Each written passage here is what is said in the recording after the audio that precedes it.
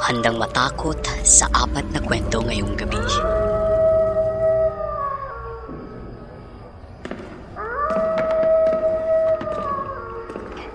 Hating gabi sa Jollibee drive-thru. Alas 12 na ng gabi sa isang 24-hour Jollibee sa highway. Si Mark, isang crew, ay naka-duty sa drive-thru. Tahimik ang paligid. Madalang ang dumaraan na sasakyan. Habang nag-aayos siya ng mga order, biglang tumunog ang headset. Hello po? Isang chicken joy meal at pineapple juice? Lumingon siya sa labas, wala namang sasakyan. Akala niya nagloko lang ang system kaya inhanda pa rin niya ang order. Ilang minuto ang lumipas, may dumaan na puting kotse sa harap ng bintana. Nakababa ang salamin at sa loob ay may babae na kaputi. Mahaba ang buhok. Nakatungo. Inabot niya ang pagkain at bayad. Pero malamig. Parang yelo ang kamay. Pagbalik niya sa counter, ang kasama niyang crew ay nagtaka. Sino yung inabutan mo? Pag-check nila sa CCTV, walang dumaan. Pero malinaw sa camera. Si Mark, mag-isa, inaabot ng pagkain sa hangin. Kinabukasan, nalaman nila na may babaeng namatay sa mismong spot na yun. Isang buwan na ang nakalipas.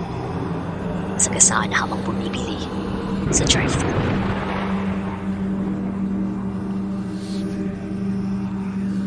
Sa likod ng Play-Place.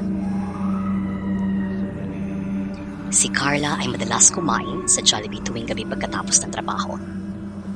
Isang gabi, napansin niya ang Play-Place sa sulok. Madilim, walang laman, pero bukas ang ilaw sa loob. Habang kumakain siya, may narinig siyang mahina. Ate, laro tayo. Nilingon niya ang Play-Place, may batang nakasilip sa slide. Nakatingin. Pero maputla at tukuan ang damit. Lumapit ang isang crew na ang tray. Ma'am, okay na po ba kayo? Pag-ikot niya ng ulo, wala na ang bata.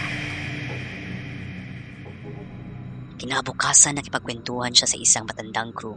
Dito niya nalaman 2 taon na ang nakalilipas. May batang naipit sa slide at namatay doon matapos mawalan ng bantay ang magulang.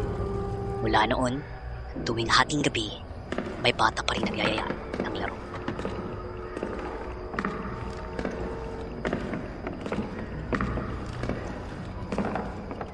Ang babaeng nakangiti sa dilim.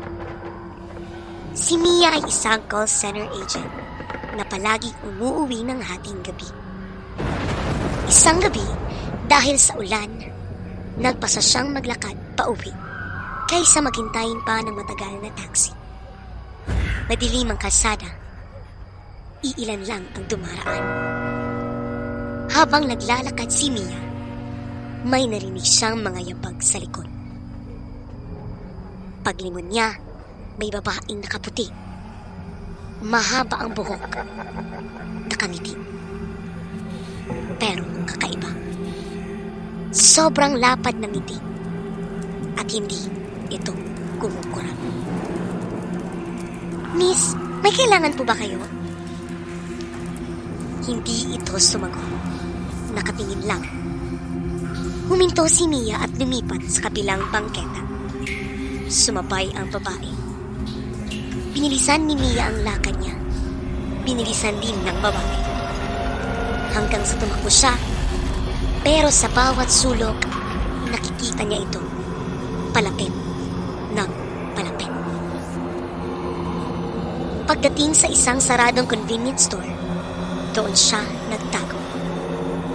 Pinatay niya ang ilaw ng cellphone at nakisilip sa maliit na bintana. Wala na ang babae. Huminga siya ng malalim hanggang sa may kumatok mula sa loob. Huwag kang magtago. Nakita na kita.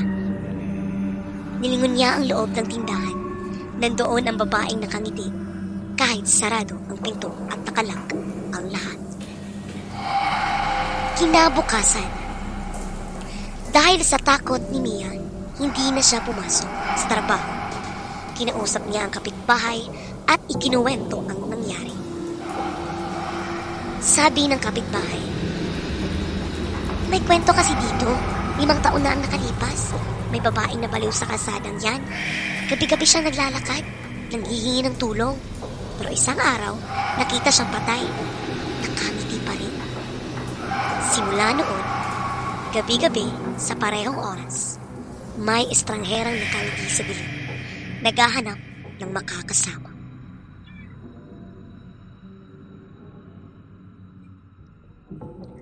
Ang huling kwarto. Si Daniel ay isang sales agent na mahilig mag-road trip sa probinsya dahil sa trabaho.